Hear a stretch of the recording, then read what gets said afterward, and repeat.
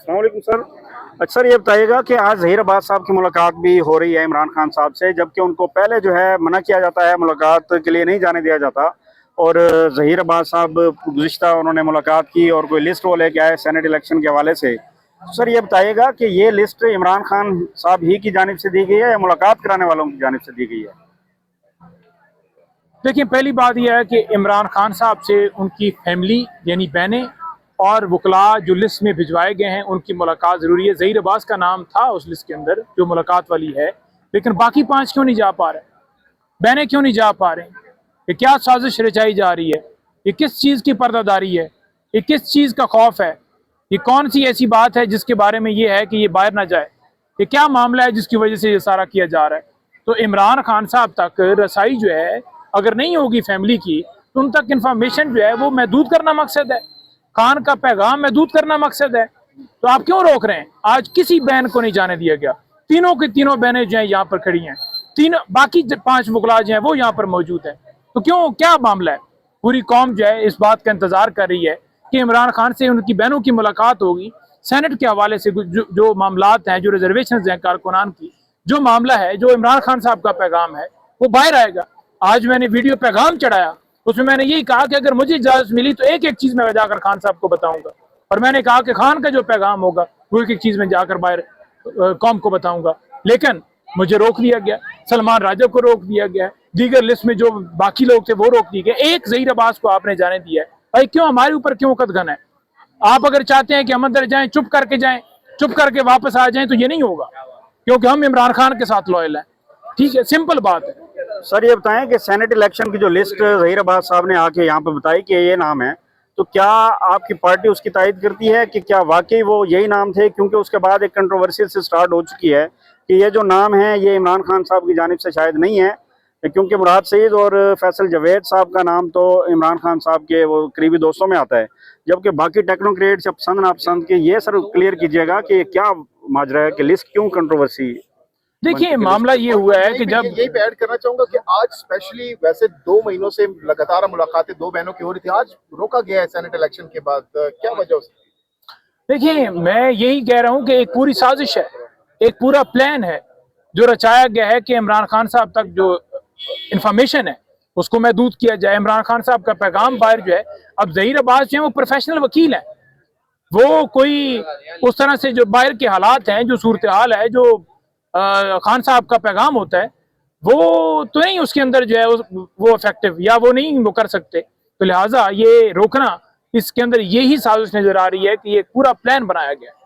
इमरान खान की बहनों ने जब आकर बाहर पैगाम दिया, वो पैगाम वाज़ेह था कि उन्होंने कहा कि हमने जो है वो बात जो सेनेट के हवाले से थी कि खान साहब ने कहा कि मेरी साहब से बात हुई और वो बाहर जाकर बताएंगे, और मुशावरत को उन्होंने कहा था कि पार्टी डिसाइड करेगी मुशावरत के साथ। जब मीटिंग हुई, मीटिंग के अंदर जो है ये गुफ्तगू भी हुई, और दूसरा जो उन्होंने जाकर पैगाम दिया कि इस लिस्ट को अप्रूव किया गया। बहरहाल वो आपके सामने है कि क्या मामला हुआ और उसके अंदर क्या चीज़ है। आज हम कल से ये चला रहे थे, कल से हम बात कर रहे थे कि इमरान खान साहब से जब मुलाकात होगी बहनों की, तो एक तो मजीद जो है बात क्लियर हो जाएगी कि उसके अंदर कोई मुबहम ना रहे, और दूसरा हम भी मिलेंगे, हमें भी क्लियर हो जाएगी, और हम फिर बाहर भी आके बताएंगे, और जो बाहर की सूरत हाल है वो भी जाकर खान साहब को बताएंगे। तो इसी तरह ये नजर आ रहा है कि जैसे एक पूरा प्लान किया गया है कि इमरान खान साहब तक सेनेट का और बाकी चीजें भी जितनी हैं वो पैगाम महदूद किया जाए। सर पॉलिटिकल शेल्टर तो नहीं आजम स्वाति साहब को जो टिकट दिया गया है और सेनेटर बनाया गया है, तो उन्हें कोई पॉलिटिकल शेल्टर तो नहीं दिया गया? क्योंकि कोईसान स्कैंडल में उनका नाम बड़े जोरों शोर से बज रहा है। देखिए, हमारी तरफ से जो है उनको जो है नॉमिनेट किया गया यानी खान साहब की तरफ से, और टेक्नोक्रेट सीट के ऊपर एक वोट हमारा दूसरी जमातों को पड़ा है, किसी भी जमात को पड़ा है। एक वोट, एक एमपीए हमारा बिका है। ये जो भी तरीकाकार इख्तियार किया गया है उस एमपीए के हवाले से हमें पता चल गया कि वो कौन एमपीए। एक वोट जो है हमारा और को पड़ा है, और जो जनरल नशिस्त है उसके ऊपर एक वोट खाली पड़ा है। ठीक है जी, यानी वो समझ आ गई कि ये वही वोट है जो उधर भी खाली है और उधर भी है। और हमारे जितने लोग थे जनरल नशिस्त के ऊपर, तमाम के तमाम लोगों ने पीटीआई को वोट दिया है। यानी ये कहते थे कि 25-30 लोग जो हैं वो हमने खरीद लिए हैं, जो एक खुलेआम ये बात कर रहे थे कि फरिश्ते आके वोट डलवाएंगे। वो एक बयानिया के वहाँ इमरान खान की हुकूमत को हटा दिया जाएगा, केपी में किसी और की हुकूमत होगी, वो बिल्कुल नेस्तो नाबूद होगा। अच्छा, नईम हैदर पंजू साहब, ये बताइएगा कि मुराद सईद के हवाले से, जैसे ही कल इंतखाबात हुए, सेनेट के मुंतखब हुए, उसके बाद बहुत से लोग कह रहे हैं कि क्या अब वो सामने आएंगे, मंजर-ए-आम पर आएंगे, सेनेट पे जाएंगे, हलफ उठाएंगे? इस हवाले से खान साहब की क्या डायरेक्शन हो सकती है या होनी चाहिए, या इस वक्त क्या चल रहा है? क्या वो सामने आने वाले हैं? क्योंकि पहले तो वो सेनेटर नहीं थे, उनके पास सौदा नहीं था, अब तो बाकायदा तौर पर एक सेनेट के वो अब वहां पर उनका दाखिला हो गया है सेनेट के अंदर। क्या कहेंगे, क्या वो मंजर यहाँ पर आ रहे हैं? देखिए, सेनेटर जो थे पहले एजाज चौधरी भी हैं, लेकिन उनको क्या आपने देखा कि प्रोडक्शन ऑर्डर जारी होने के बावजूद वहां सेनेट के अंदर उन्हें पेश किया गया? नहीं किया गया। ना ये सेनेटर किसी को मानते हैं, ना MNAs को मानते हैं, ना ये MPs को मानते हैं, ना ये असेंबली को मानते हैं, ना ये कानून को मानते हैं, ना ये आइन को मानते हैं।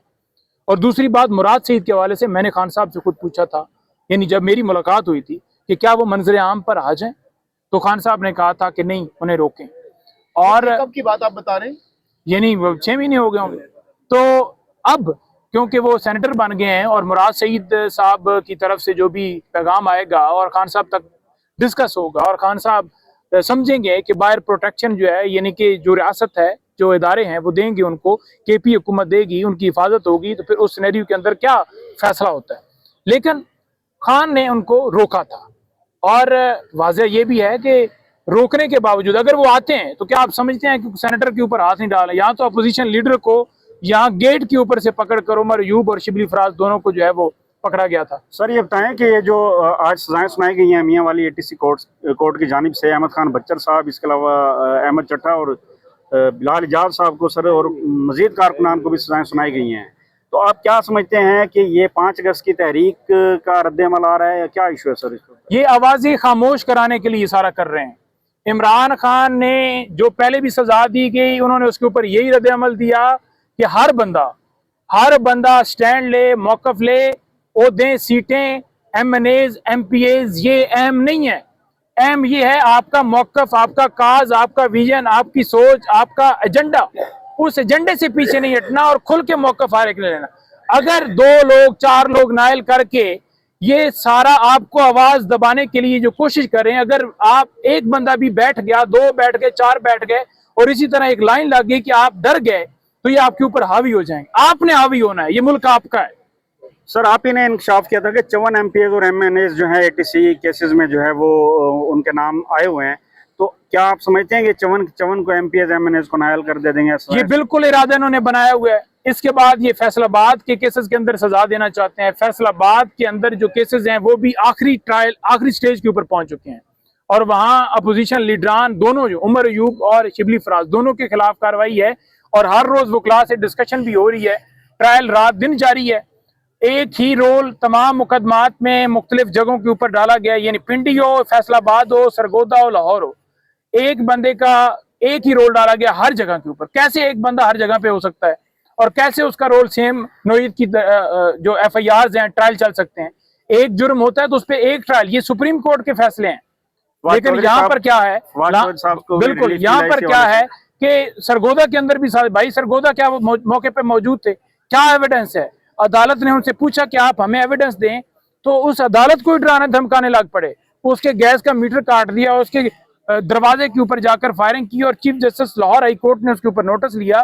उस चीफ जस्टिस को वहां से हाथ धोना पड़ा, वहां पर आलिया नीलम साहबा को चीफ जस्टिस बना दिया गया। तो ये सूरत हाल है। सर आखिर में ये बताइएगा कि एक MPA जिसका आप जिक्र कर रहे हैं कि उसका आपको पता है कि कौन सा MPA जो बिका है, उसका नाम ले लीजिए, क्योंकि आप मीडिया से बात करें, आपने इंकशाफ किया कि एक MPA का आपके इल्म में है। मेरी अली अमीन साहब से रात, क्योंकि मैंने टीवी पे जाना था, मैं जो ये एक मुख्तलिफ सवाल हो रहे थे कि कैसे आपकी जो है वो सेटलमेंट हुई है, कैसे मामलात हुए हैं, कितने वोट पड़े हैं, कौन कौन बिका है, इनके सारे बिक गए। तो मैंने उनको जो है, उन्होंने आगाह किया था कोर कमेटी को, तो मैंने उन्हें पर्सनल मैसेज किया था कि मुझे बताइए कि इन चीज़ों के ऊपर क्या बात है। तो फिर उन्होंने मुझे बात करते हुए बताया था कि तमाम लोग इंटैक्ट हैं सिवाय एक बंदे के। एक MPA हमारा जो है वो गया दूसरी तरफ, और उसके हवाले से उन्होंने कहा था कि वो हमारी मीटिंग का भी हिस्सा नहीं बना। तो बहरहाल उन्होंने नाम भी मुझे बताया था, मैं नाम यहाँ पर नहीं बताना चाहता, वो खुद बताएंगे और उसके खिलाफ कार्रवाई करेंगे। 20 MPAs इमरान खान ने KP में निकाले थे क्योंकि लोगों ने वोट दूसरी तरफ दिया था, सिटिंग MPAs थे। ये है तहरीक इंसाफ और ये है तहरीक इंसाफ का विजन। बाकी जो चीजें सर हैं आपको इंशाल्लाह फिर नाम लेना चाहिए इमरान खान साहब के, आप फॉलोअर भी हैं और एक मरकजी लीडर भी हैं पीटीआई के।